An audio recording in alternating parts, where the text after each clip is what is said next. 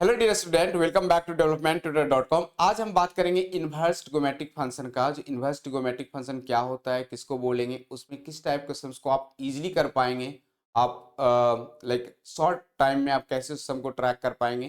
देखिए, इन्वर्स होता क्या है।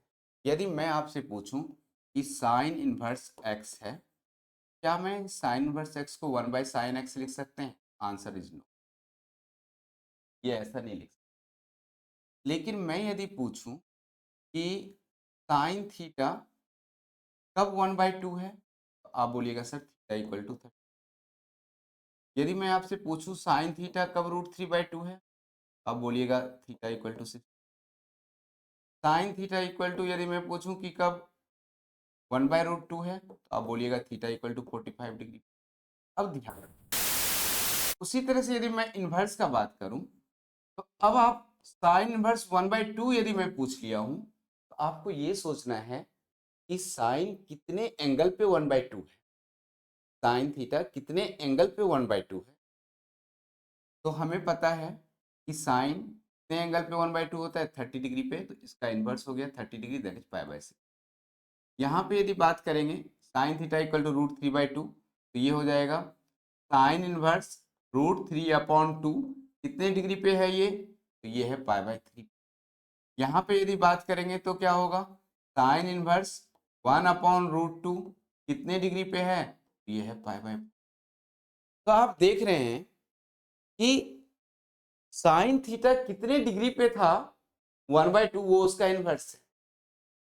उसी तरह से यदि मैं आपसे बात करूं कि cos theta equal to 1/2, theta equal to √3/2 और cos थीटा इक्वल टू 1/√2, और मैं इस साइड पूछूं कि थीटा कितने डिग्री पे होते हैं, तो cos इनवर्स 1/2 ये कितना होगा, तो ये होगा मेरा आंसर π/3, क्योंकि cos का 60 डिग्री वैल्यू तब होगा जब यहाँ पे π/3 रखा हो। सेकेंड में हमारे पास cos इनवर्स √3/2 कब होगा, तो ये होगा हमारे पास √3/2 होगा 30 डिग्री पे। और cos थीटा इक्वल टू 1/√2 कब होगा, तो cos इनवर्स 1/√2 45 पे। तो अभी आपने देख लिया cos इनवर्स का मतलब है, यदि cos इनवर्स 1/√2 मैंने पूछा है, तो आपको ये सोचना है कि cos थीटा 1/√2 होता कब है, तब होगा जाके। लेकिन यदि मैं आपसे ये पूछ लूं कि बताइए value of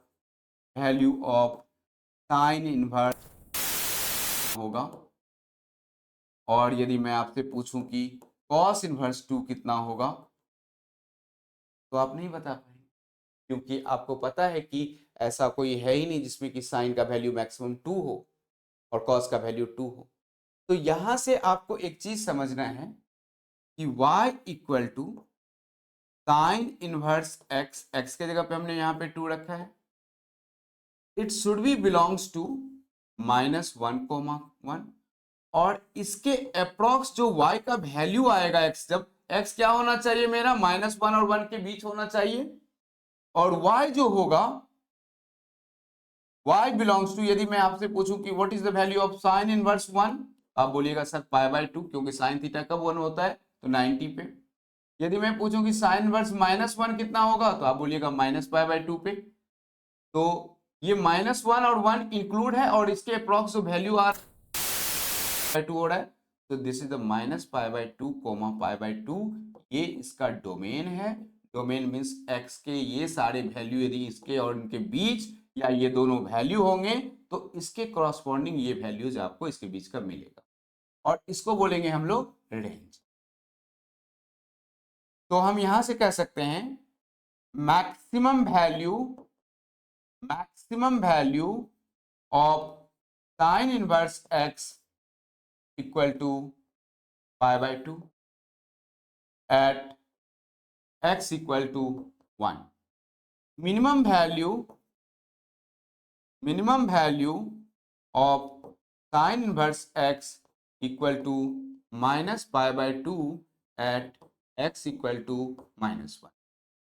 means sine inverse x का जो मैक्सिमम वैल्यू होगा वो π/2 होगा, और किस वैल्यू x के लिए, 1 पे, और साइन होगा माइनस पाई बाय टू और eight x equal to -1।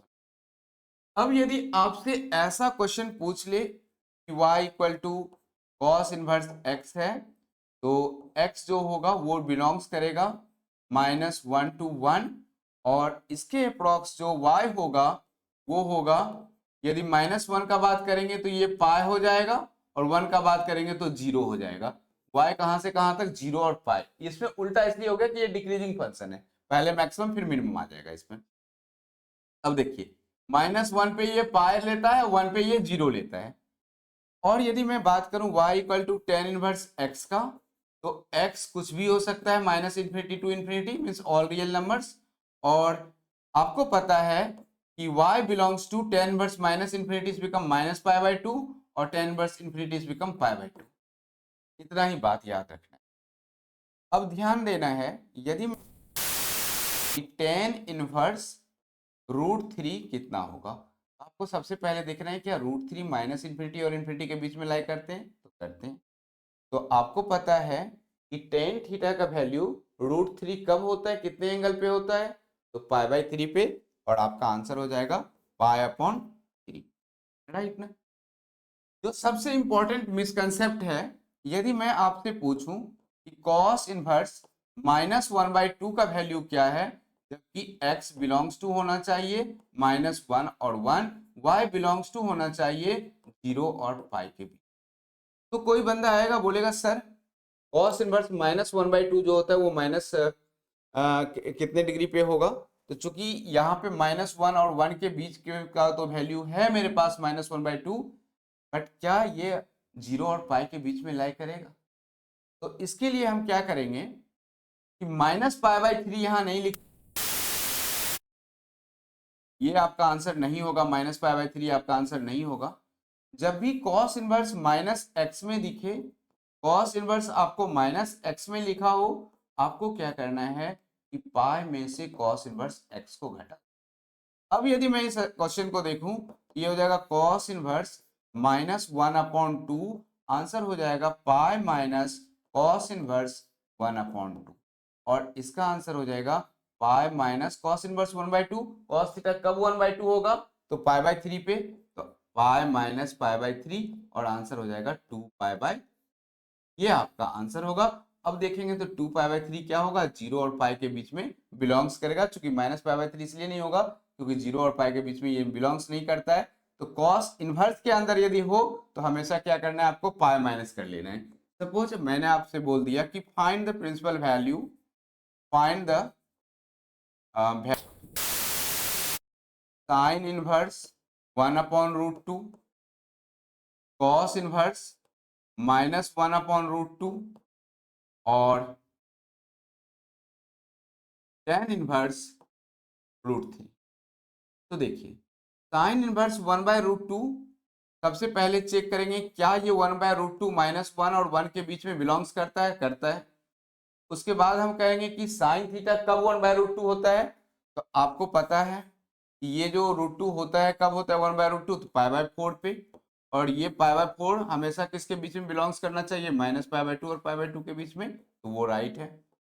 But जब मैं कॉस इनवर्स -1/√2 के बीच में लेके जाऊंगा, तो ये -1/√2 तो बिलोंग्स करता है -1 और 1 के बीच में, बट प्रॉब्लम क्या है कि इसकी वैल्यू जो है वो 0 to पाई में नहीं बिलोंग्स करती है। तो कॉस इनवर्स अंदर माइनस है, पाई माइनस कॉस इनवर्स 1/√2 लगाना है, और इसकी वैल्यू हो जाएगी पाई माइनस π/4, 4 पाई में से पाई जाएगा, ये हो जाएगा 3π/4।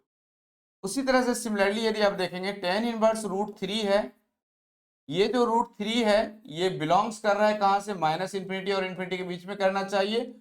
इसके करॉस्पॉन्डिंग जो वैल्यू आना चाहिए वो आना चाहिए -π/2 और π/2 के बीच में, तो इसका वैल्यू हो जाएगा मेरे पास पाई/3,